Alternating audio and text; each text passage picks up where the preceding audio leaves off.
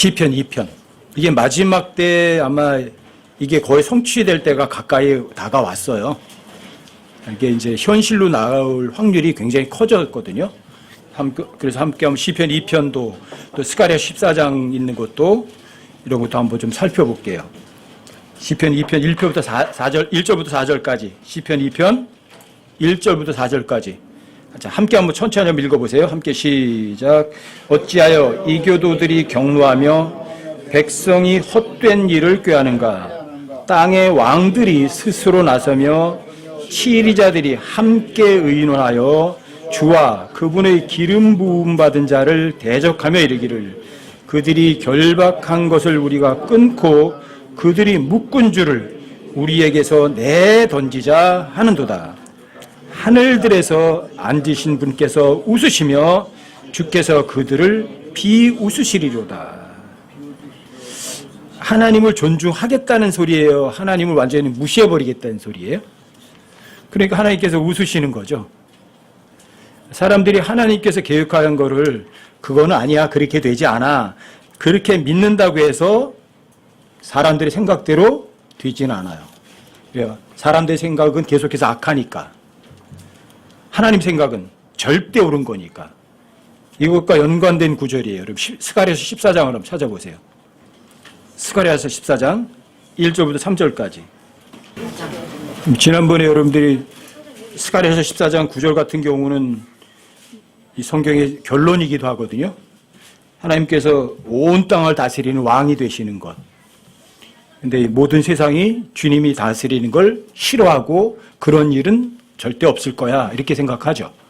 근데 반드시 주님 말씀대로 온 땅을 주님께서 다스리게 되죠. 이제 그럴 시기가 실제로 일어날 시기가 굉장히 눈앞에 가까운 거는 사실이에요. 14장 1절부터 3절까지요. 함께 한번 읽어보세요. 여기도 함께 시작. 보라, 주의 날이 이르리니 사람들이 내게서 노력한 물건들을 내 한가운데서 나누리라.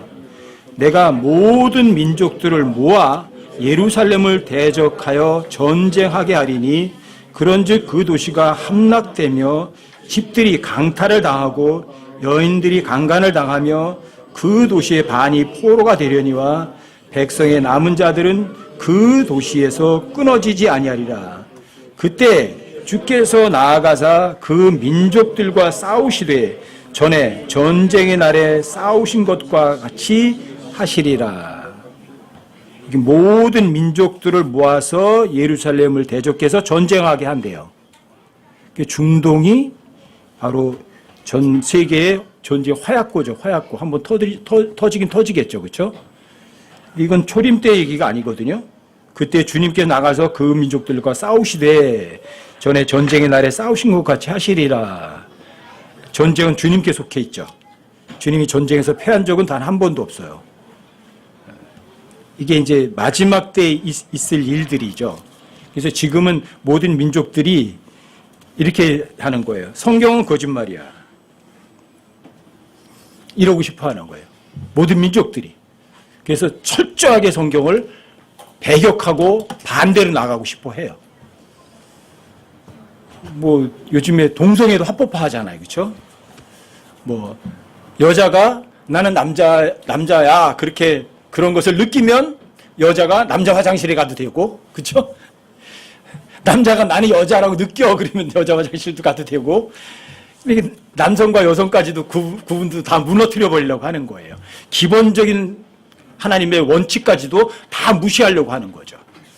하나님보다 내가 더 똑똑해. 그래서 AI 지능이라는 걸 만들어서 이 컴퓨터가 하나님보다 더 하나님이 하신 일들을 자기가 다 할 수 있다고 생각하는 거죠. 이 온 세상이 반대하는 거예요. 무엇을? 하나님을 반대하는 거예요. 사람들 생각대로 될까요? 사람들 생각대로 될까요? 여러분 성경에 보면 포도원에 관해서 예수님이 여러 번 말씀을 하세요. 포도원에 관해서. 구약에서도 포도원의 비유를 많이 얘기를 하고요. 여러분들이 열왕기상 21장을 보시면 여러분들이 잘 아신 나봇의 포도원이라는 것이 있죠.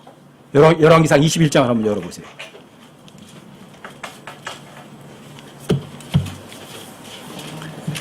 예스레엘 땅에 나봇이라는 사람이 조상들로부터 상속제에서 물려받은 포도원을 가지고 있었어요. 열왕기상 21장이요. 그런데 이 아합 왕이 그 나봇에게 그 포도원을 나한테 달라 그래요.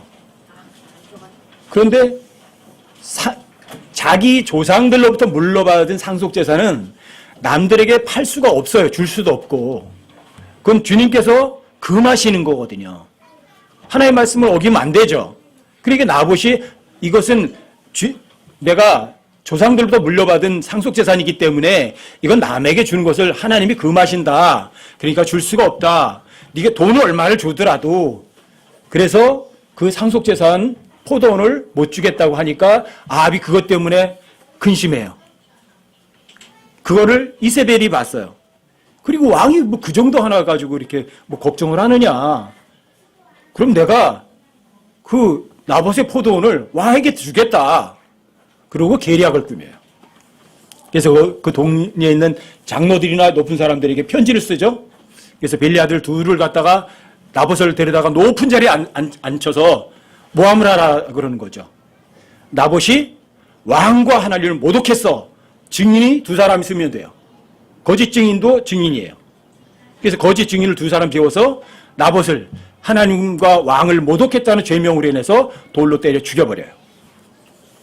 그리고 나봇의 포도원을 뺏어요. 잠깐 아합이 그 포도원의 주인이 된 것처럼 됐어요. 왜 이런 얘기를 써놓으셨을까? 왜 포도원을? 이 포도원 이야기가 도대체 뭘까? 여러분 이사야서를 한번 보세요. 이사야서 5장 7절.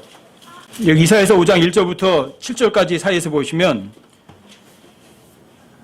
하나님께서 포도원이 있는데 그 포도원을 거기에다가 최상품 포도를 심었어요. 그래서 최상품 포도를 내길 바랬는데 그 포도원에서 들포도를 내버렸어요. 그래서 하나님께서 울타리를 제거해버리시고 담을 헐어버리셔서 피폐하고 짓밟게 만들어버렸어요. 이 포도원이 도대체 뭐예요? 누군데? 뭔데? 자, 그 포도원이 무엇인지는 7절에 써 있어요. 이사야서 5장 7절 함께 한번 읽어보세요. 이사야서 5장 7절이요. 함께 시작. 만군의 주의 포도원은 이스라엘의 집이요 그분께서 기뻐하시는 초목은 유다 사람들이니라. 그분께서 판단의 공의를 바르셨으나 도리어 학대하는 것을 보시며 의를 바라셨으나 도리어 부르짖는 것을 보시는도다. 하나님께서는 이스라엘이라는 하나의 나라를 세우시고 유대인을 하나의 민족을 만드셔서 이스라엘 나라를 만드셨어요. 주님의 포도원이에요. 이 포도원이 어떤 포도? 진짜 최상급 포도를 맺길 원하셨던 거예요. 근데 결과는 들포도를 맺는 거예요. 그래 하나님께서 울타리 헐어버리시는 거예요. 하나님의 보호의 손길을 걷어버리시는 거예요. 짓밟게 만들어버리시는 거예요. 포도원은 어디요? 이스라엘이에요. 근데 그 이스라엘이 아합은 이제 여러분들 이스라엘의 왕이지만 적그리스도의 예표거든요. 이세벨은 이제 로마 카톨릭의 모형이고요. 그래서 이스라엘이 이스라엘의 국가 것이 아니라 어떤 다른 사람들 손에 넘어가게 해버리신 거죠. 그래서 이스라엘은요 2500년 동안 자기 영토를 잃고 디아스포라가 돼서 흩어져서 돌아다니고 있어요. 그러다가 1948년에 이스라엘이 국가적으로 독립을 하긴 했어요. 여러분 신약 성경에도 보면 포도원 이야기가 좀 있어요. 여러분 마태복음 21장을 가보세요. 한번. 여기 포도원을 조금 보시고 그 다음에 이 포도원이 어떻게 될 건지 조금 살펴보자고요. 마태복음 21장 33절부터 보시면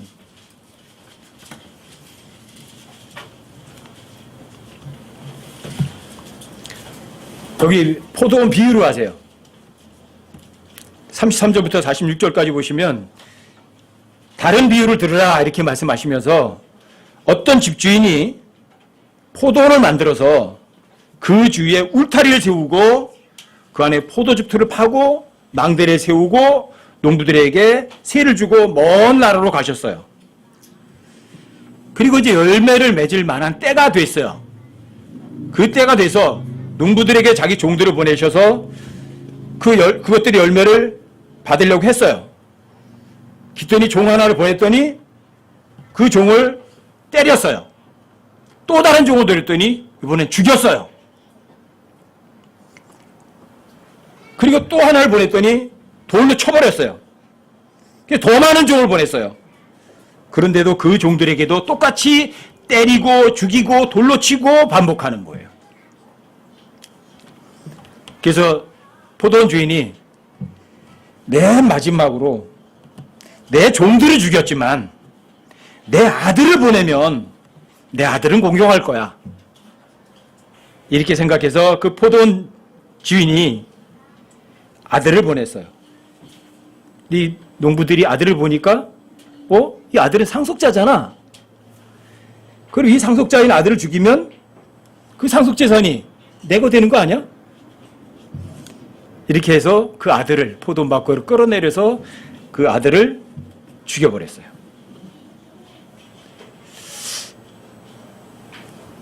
이 이야기하고 나봇의 포도원의 비유의 이야기하고 뭔가 상통하는 게 있지 않아요?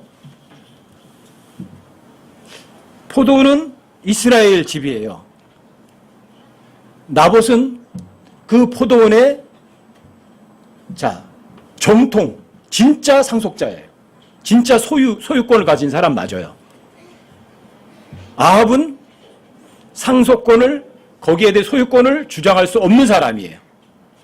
그런데 나봇을 죽여서 그 포도원을 잠깐 소유를 해요. 그런데 그 아합은 전쟁터에서 죽어요. 또 마태복음 21장에서 이 포도원 집주인의 비유는 여러분들도 이 나봇과 흡사해요.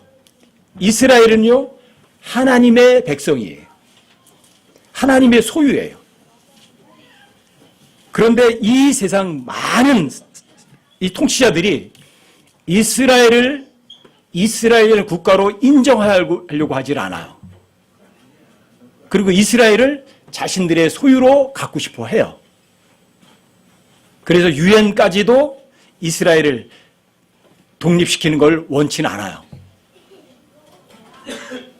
그리고 이스라엘을 자신들의 소유라고 생각을 해서 결코 이스라엘을 좋게 보는 나라는 없어요. 뭔가 여기 상통하는 게 있어요. 예수님이 이 땅에 오셨어요. 이스라엘의 왕이. 그런데 거짓 증인을 세워서 이스라엘의 왕인 예수님을 죽였어요. 그 바람에 이스라엘이 누구에게? 이 세상 통치자에게 잠깐 넘어간 것처럼 보여요. 하지만 아합이 나봇의 포도원을 소유를 했지만 전쟁터에 나와서 죽었듯이 똑같은 일이 일어날 거예요. 여기 시편 2편에 보시면 멋있는 표현들이 여기 잘 나와요. 우리 시편 2편으로 한번 가보세요. 1절 보시면 어찌하여 이교도들이 경노하며 백성이 헛된 일을 꾀하는가. 땅의 왕들이 스스로 나서며 치리자들이 함께 의논하여 주와 그분의 기름 부음 받은 자를 대적하며 이르기를 그들이 결박한 것을 우리가 끊고 그들이 묶은 줄을 우리에게서 내던지자. 성경은 거짓말이야. 성경은 사실이 아니라고 안 믿고 싶어 하는 거예요. 성경대로 되진 않아. 이렇게 하는 거예요. 그리고 그 밑에 12절에 보시면 하나님께서 이렇게 말씀하세요. 12절에 보시면 그 아들에게 입맞추라. 그리하지 아니하면 그분께서 분노하사 그분의 진노가 조금이라도 타오를 때 너희가 길에서 벗어나 망하리로다. 그분을 신뢰한 자들은 다 복이 있도다. 주님 말씀대로 되겠어요, 안 되겠어요? 온 세상이 성경을 절대로 안 믿으려고 아주 발버둥을 치고 있다고요. 여러분들이 이 세상의 학교 교육이라든지 모든 돌아가는 매스컴이라든지 모든 걸 다 봐도 성경을 믿어요. 성경을 절대로 못 믿게 하려고 그래요. 절대로 못 믿게 하려고 그래요. 성경을 완전히 거짓말로 만들려는 것이 온 세상 통치자들이 나서서 다 하는 짓이에요. 이 마지막 시대에 교회 이름이 라오디게아 사람들의 교회예요. 라오디게아라는 말이 무슨 말이라고요? 사람들의 권리라는 말이에요. 사람들의 권리밖에 없는 이 시대예요. 하나님의 권리는요, 눈 씻고 찾아볼 수가 없는 시대예요. 이 정도로 모든 세계가, 온 세상이 한 손으로 잡아서 전부 다 하나님을 대적하고 싶어 해요. 그리고 하나님이 우리를 얽어매고 있는데 그걸 다 끊어버리자는 거예요. 여러분들과 제가 하나님 손 안에 들어가면 하나님 손 안에는 자유와 평화가 있어요. 여기 즐거움이 있고요. 근데 하나님께서 이 울타리를 걷어버리시면 여러분들은 많이 죄악 속으로 떨어지는 거예요. 어둠 속으로 떨어지는 거예요. 하나님의 보호에서 벗어나면. 여러분들이 하나님 손 안에 있을 때가 행복한 거라고요. 하나님께서 손을 제거해버리시면 여러분들은요, 멸망의 나라로 떨어질 뿐이에요. 근데 온 세상이 그 하나님의 손길을 벗어나겠다는 거예요. 근데 하나님이 뭐라고 하세요? 하늘들에 앉으신 분이 웃으시는 거예요. 참 한심하다. 내 말이 거짓말이라고? 그럼 결국 누구 말이 사실이지? 입증하실 거예요. 여러분과 제가 성경의 기록을 이해할 수 없을지라도, 여러분들과 제가 이해할 수 없을지라도 성경은 절대 진리인 것은 점 하나 안 바뀌어요. 하나님께서 그 아들에게 입맞추라, 그렇지 않으면 너는 죽을 거다 하셨으면 그대로 돼요. 그래서 제가 성경을 공부하면서 스스로에게 항상 경고하는 거예요. 야, 70억이 안 믿어도 너는 믿어. 알았니? 네 옆에 있는 사람이 다 아니라고 해도 성경 기록이 확인해 주거든. 너는 그래도 믿어라. 예, 그렇게 하겠습니다. 여러분들이 그게 그분을 정말 끌어안고 그분에게 입맞추는 거예요. 그런 사람들은 주님을 정말 신뢰하는 사람이에요. 그런 사람은 복이 있어요, 저주예요? 복이 있어요. 너무 슬퍼요. 온 세상이 한 목소리로 손에 손을 잡고 전부 다 하나님을 대적하겠다고 덤벼든다는 것이. 여러분 마태복음 13장에 보시면 거기 보면 가라지의 비유라는 것이 있죠. 마태복음 13장도 한번 열어보세요. 마태복음 13장 24절부터 30절까지 보시면 하늘의 왕국은 좋은 씨를 뿌렸어요. 밭에다가. 그런데 원수가 곡식 가운데다가 가라지를 뿌리고 갔어요. 근데 잎이 나고 열매를 맺을 때를 보니까 곡식이 아니라 가라지가 보이는 거예요. 그래서 종들이 주인에게 말씀드렸어요. 주님의 밭에 좋은 씨들을 뿌렸지 않습니까? 근데 왜 이 가라지가 나왔습니까? 어디서 나온 거예요, 이게? 그랬더니 원수가 이렇게 했구나. 그때 종들이 이거 먼저 뽑아버릴까요? 그랬더니 아니다. 가라지를 모으다가 곡식까지 다친다. 언제까지? 수확 때까지 놔둬라. 추수할 때까지 놔둬라. 근데 거기 멋있는 표현이 나와요. 여러분 그 30절에 보시면 둘 다 수확 때까지 같이 자라게 두어라. 수확하는 때에 내가 거두는 자들에게 말하기를 너희는 먼저 가라지를 함께 모아 불태우게 단으로 묶어라. 이렇게 얘기해요.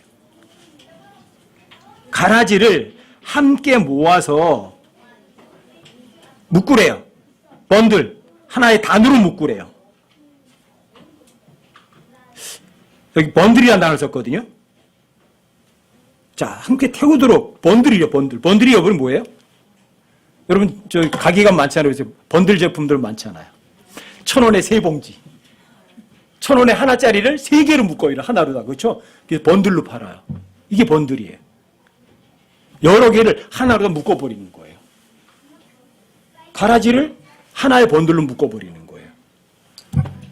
전 세계에서 하나님을 배격하는 사람들을 또는 집단들을, 나라들을 하나로 묶어버리는 거예요. 언제 그렇게 하세요? 수학 때. 지금은 전 세계가 하나예요.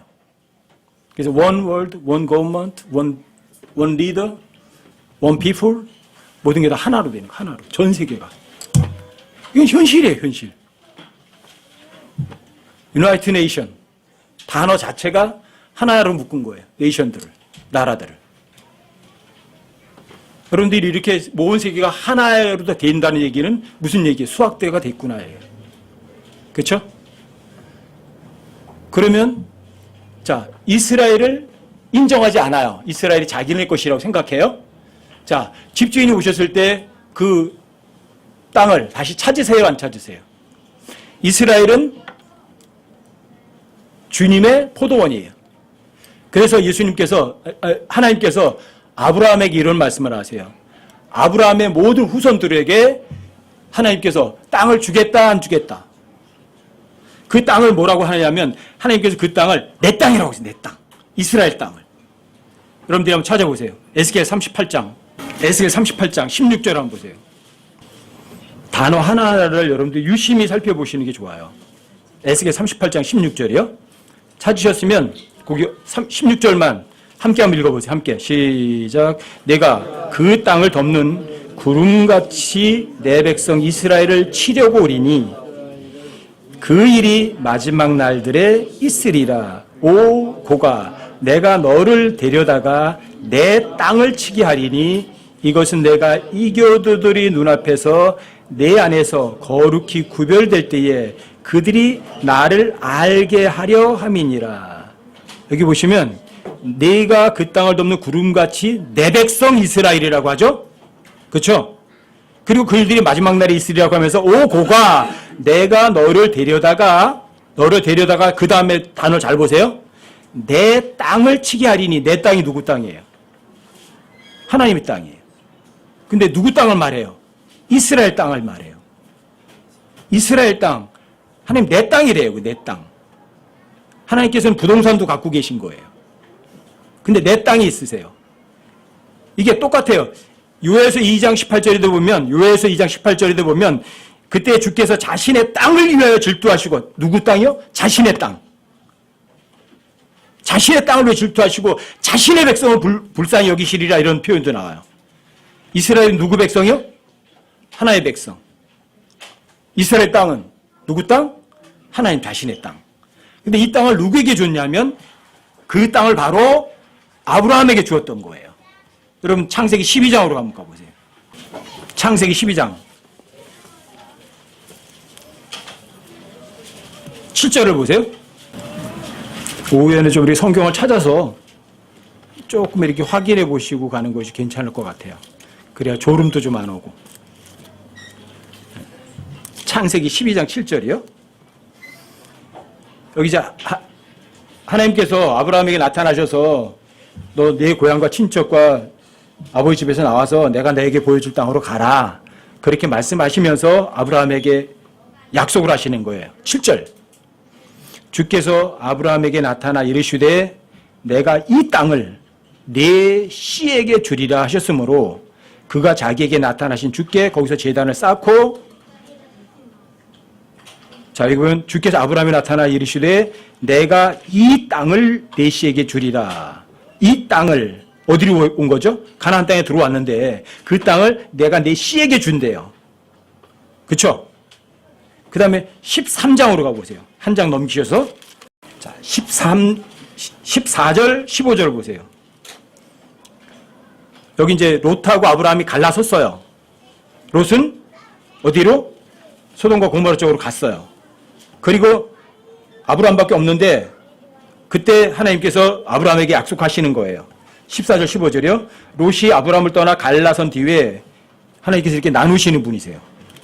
갈라선 뒤에 아브라함에게 이르시되 이제 내 눈을 들어 내가 있는 곳에서부터 북쪽과 남쪽과 동쪽과 서쪽을 바라보라. 북쪽과 남쪽과 동쪽과 서쪽을 바라보라. 왜 북쪽이 제일 앞에 언급하실까? 북쪽이 제일 좋은 방향이니까요. 하나님께서는 북편 하늘에 계시거든요. 자, 그리고 네가 보는 온 땅을 내가 너와 네 씨에게 영원히 주리라. 네가 보는 온 땅을 너와 네 씨에게 언제까지? 영원히 준대요. 근데 아브라함의 후손들이 아브라함이 본 땅을 차지한 적이 없어요. 지금도 차지하지 못하고 있어요. 근데 이 땅이 얼마나 넓은가는요, 15장 18절에 보시면 그 크기를 알 수가 있어요. 15장 18절로 가보세요. 15장 18절에 보시면 바로 그날에 주께서 아브라함과 언약을 맺으며 이르시되, 아브라함과 약속했잖아요. 이르시되 내가 이 땅, 누구 땅이에요? 하나님의 땅이죠.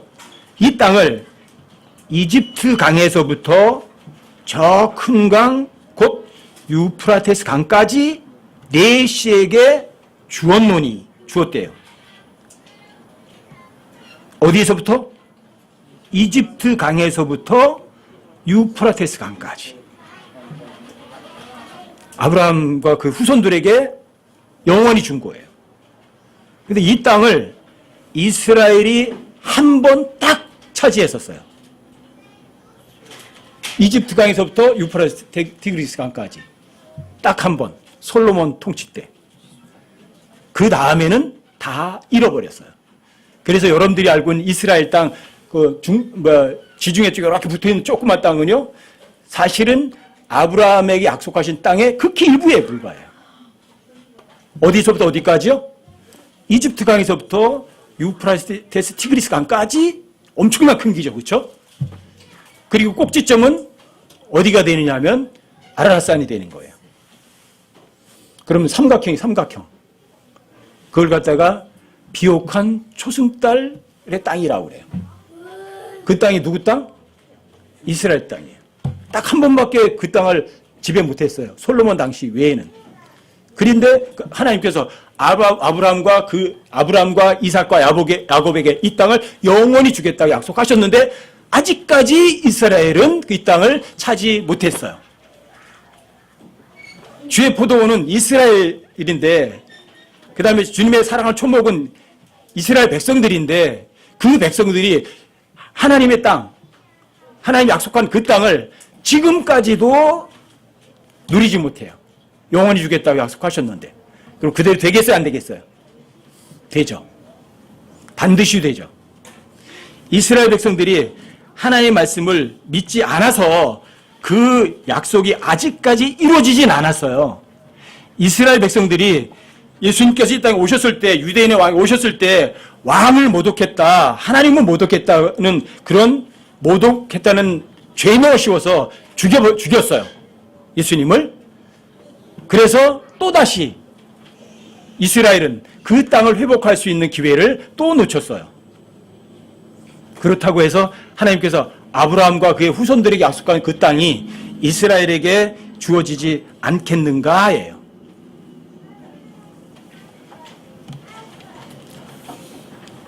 이게 바로 포도원의 비유에서 얘기해 주시는 거예요. 포도원의 비유에서, 자, 집주인이 다시 돌아오면 그 악한 통치자들 어떻게 하세요? 하나님께서 멸하시고 그 땅을 다시 손에 넣으세요. 근데 이것이 현실로 될 수 있는 확률이 지금 엄청나게 높아졌어요. 왜? 이스라엘이 일단 국가적으로 독립이 돼 있어 실제 땅에 있어요. 예루살렘이 있어요. 하지만 예루살렘이 갖고 있는 땅은 굉장히 적어요. 그리고 하나님께서 그 땅을 이집트 강에서부터 유프라테스 티그리스 강까지를 하나님께서 누구 땅이라고 그래요? 내 땅이라고 하세요. 그래서 상속자를 보냈는데 상속자까지도 죽였어요. 그렇다고 해서 그 상속이 무효되지는 않아요. 왜요? 하나님께서 언약은요, 영원한 언약이니까요. 그리고 아합이 나봇의 포도원을 얻었지만 전쟁에서 죽듯이, 자, 이 땅에 있는 이스라엘 땅을 인정하지 않고 이 세상 통치자가 그 땅을 지배할지라도 전쟁에 죽어요. 아마겟돈 전쟁에서. 근데 이런 역사적 사실들이 아직까지 이루어지질 않았지만 여러분과 저에게는 거의 현실처럼 다가올 수 있는 이거 현실을 얘기하는 것들이 거의. 아까 시편 2편에서도 마찬가지잖아요. 그렇죠? 모든 통치자들이 한 목소리로 주님의 그 올무를 억압을 다 벗어내버리자. 그리고 우리가 누리는 이 포도원을 우리 거로 다 삼자 영원히. 그렇게 될까요? 여러분과 저에게는 굉장히 기쁜 소식인 거죠. 하나님께서 예수님 십자가에 달려 죽으셨다. 죽는 것이 정말 패배하는 걸까요? 여러분 히브리서를 한번 보세요. 히브리서 2장 10절부터 14절까지 한번 보세요. 10절부터 14절까지 좀 제가 읽어드릴게요. 자신을 위해 모든 것을 존재하게 하시며, 누굴 위해서 모든 것을 존재하게 하세요? 여러분과 저 위해서가 아니에요. 여러분과 저를 왜 만드셨어요?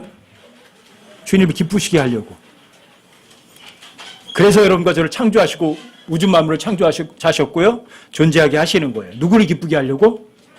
주님을 기쁘게 하려고. 여러분들이 목적을 잊지 마세요. 여러분과 저는요, 계시록 4장 11절에 있는 것처럼 주님을 기쁘게 하시기 위해 창조되고 존재된 존재들이에요. 그런데 나를 창조하시고 주님을 기쁘시게 하는 존재를 위해서 존재하는 존재들이 나를 기쁘게 하고 그분을 반대한다고요? 자신을 위해 모든 것을 존재하게 하시며 또 자신으로 말미암아 모든 것을 존재하게 하시는 그분께서 많은 아들들을 영광으로 데려가시는 이 일에서 그들의 구원의 대장을, 많은 아들들을 영광으로 데려가시잖아요. 구원받은 그리스도인들은 하나님의 아들들이잖아요. 그렇죠? 그 일에서 그들의 구원의 대장을 뭐를 통해 완전하게 하시는가 보세요. 고난들을 통해 완전하게 하심이 합당하도다. 여러분과 저에게요, 이 삶에서 고난이 없으면 영광도 없어요. 그래서 예수님이 이 땅에 오셔서 구원의 대장이신 하나님의 아들이 십자가에서 고난당해서 완전하게 되셨어요. 십자가에 달려 죽으셔서 가장 낮아지시고 십자가의 죽음까지 낮아지셨더니 가장 높이 올리셨어요. 가장 완전해지셨어요.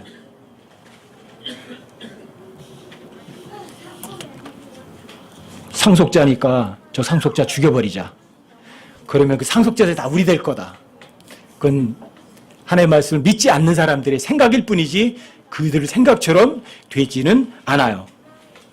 11절부터 조금 보세요. 거룩히 구별하시는 분과 거룩히 구별된 자들이 다 하나에서 났으니 이런 까닭에 그분께서 그들을 형제라 부르기를 부끄러워하지 아니하시고, 거룩히 구별하시는 분 하나님, 거룩히 구별된 자들 하나님의 아들들 다 하나에서 났으니 이런 까닭에 그분께서 그들을 형제라 부르기를 부끄러워하지 아니하시고 이르시되 내가 주의 이름을 내 형제들에게 밝히 보이시고 교회의 한가운데서 노래로 주를 찬양하리이다 하시며 또다시 내가 그분을 신뢰하리라. 그렇게 하나님 신뢰하는 게 엄청 중요해요. 그분을 신뢰하리라 하시고 또다시 나와 하나님께서 내게 주신 자녀들을 보라 하시느니라. 그런즉 자녀들은 살과 피에 참여한 자들이므로 예수님의 살을 먹고 피를 마시지 않으면 예수님과 상관이 없는 사람들이에요. 그러므로 자녀들은 살과 피에 참여한 자들이므로 그분도 마찬가지로 같은 것의 일부를 취하셨으니 이것은 그분께서 살과 피에 참여하셨잖아요. 그래서 그분께서 죽음을 통해 죽음의 권능을 가진 자, 곧 마귀를 멸하시고. 상속자가 죽으면 그 상속재산이 다 자기 것이 될 줄 알았더니 그게 아니라 오히려 상속자가 죽음을 통해서 죽음의 권능을 가진 자 마귀를 멸하는 그러한 멋들어진 결과가 빚어져 버린 거예요. 자, 하나님의 아들을 죽여버리면, 상속자를 죽여버리면 그 포도원이 다 자기 것이 될 거라고 생각했어요. 근데 그게 아니에요. 오히려 상속자를 죽임으로 인해서 불법을 행하려던 사람들이 패배가 돼버리고 말았어요. 사실 이걸 갖다가 하나님의 딜레마의 해결책이라고 하거든요. 모든 사람들이 자, 아담과 이브가 하나님 형상대로 하나님의 모습으로 만들어졌어요. 그런데 죄를 지었어요. 죄의 삭은 사망이에요. 반드시 죽어야 돼요. 그래서 하나님이 이걸 딜레마라고 그래요. 죄는 반드시 처벌해야 하고, 근데 하나님 형상대로 만들어진 아담과 그의 후손들은 하나님 진짜 사랑하시고 어떻게 해결하지? 해결할 방법이 없었던 거죠. 이게 바로 하나님의 딜레마라고 하는데 그 딜레마 해결책이 그였던 거예요. 자, 하나님 상속자가 죽는 거예요. 그래서 그 상속자가 죽음으로 인해서 그 마귀가 그 상속 재산을 자기 것이라고 할 수 있을 것처럼 보였는데 사실은 아니에요. 오히려 상속자가 죽었다가 다시 살아나 버렸어요. 그래서 마귀가 패했어요. 이것이 하나님의 지혜라고 그래요. 하나님의 지혜. 이거 하나님의 파워라고 그래요. 십자가의 죽음. 십자가의 죽음. 여러분과 저에게도 이게 필요한 거죠.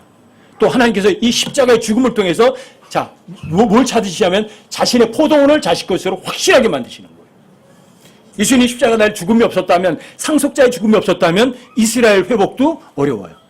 왜요? 죄값을 받아야 되니까. 그리고 온 세상이 이 이스라엘이 하나님의 소유가 되기 전에는 온 세상이 하나가 돼서 하나님을 대적할 거예요. 온 세상이 하나가 돼서. 근데 온 세상이 지금 정말 그래요. 온 세상이 유엔이라는 하나의 체제로 하나의 세상, 하나의 정부, 하나의 지도자, 하나의 경제권, 하나의 정치권 이런 식으로 하나로 다 만들어지는 거예요. 하나의 번들을 만들어가지고 하나님을 대적하려고 하고 있어요. 여러분들과 저에게는 어때요? 성경을 믿는 사람들에게는 아, 하나님의 약속의 성취가 멀지 않았구나. 한편으로는 굉장히 좋은 거예요. 이스라엘이 하나님의 그 땅, 하나님의 땅이 하나님의 소유로 다시 취할 때가 멀지 않은 거죠. 많은 목양자들이 하나님의 포도원을 부숴버려요. 그래서 이스라엘이 약속하실 모든 구약의 약속들이 어디에 누가 가졌다? 자, 교회가 영적 상속자다. 그래서 영적 이스라엘이 교회다. 그래서 이스라엘에게 약속하셨던 모든 약속들을 누가? 교회가 다 받았다고 거짓말을 해요. 그래서 예레미야서도 보면 많은 목양자들이 내 포도원을 부순다 그래요.